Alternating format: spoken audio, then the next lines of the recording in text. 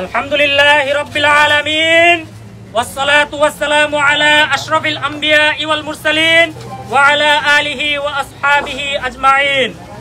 সম্মানিত এলাকাবাসী এবং সাংবাদিক ভাইরা, আপনারা অবগত আছেন সরকারি মাদ্রাসায়ে আলিয়া একটি ভারতীয় উপমহাদেশের একটি প্রাচীন এবং ঐতিহ্যবাহী বিদ্যাপীঠ। আলিয়া এই বাংলার জমিনে দ্বীনি ইলম এবং ইসলামী শিক্ষার ধারক এবং বাহক। আমরা দেখতে পাচ্ছি এই সরকারি মাদ্রাসা আলিয়াকে বিভিন্ন দিক থেকে চক্রান্ত করা হচ্ছে।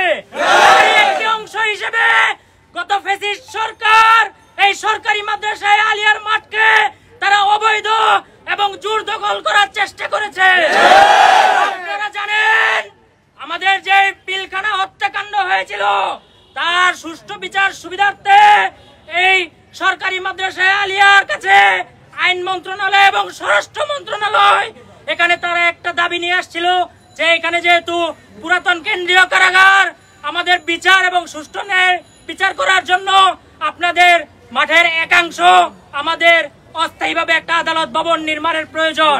তখন এই সরকারি মাদ্রাসা আলিয়া জাতির কথা বিবেচনা করে অস্থায়ীভাবে একটি আদালত নির্মাণের সুযোগ করে দিয়েছিল, কিন্তু এই সুযোগ মাত্র অল্প কয়েকদিনের ছিল, 5 বছরের জন্য, যেটা 16 সাল পর্যন্ত মেয়াদ ছিল।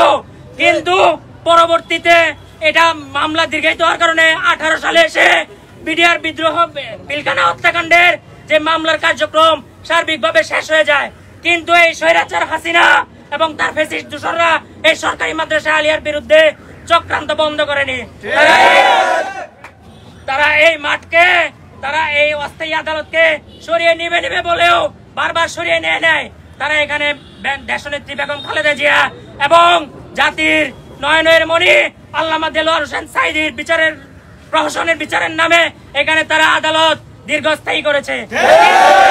ফ্যাসিস্ট হাসিনার পতনের পর আমরা আর এই আদালত ভবন এখানে দেখতে চাই না। এই আদালত আজকে থেকে বন্ধ ঘোষণা করা হলো। এলাকাবাসী বলতে চাই এখানে আর কোনো আদালত করতে দেওয়া হবে না, আর কোনো বিচারিক কার্যক্রম করতে দেওয়া হবে না। এই আসুক, আমরা ছাত্র সমাজ এবং এলাকাবাসীদেরকে নিয়ে এই অস্থায়ী আদালত প্রতিহত করবো ইনশাআল্লাহ। এই বলে আমি আমার বক্তব্য শেষ করছি।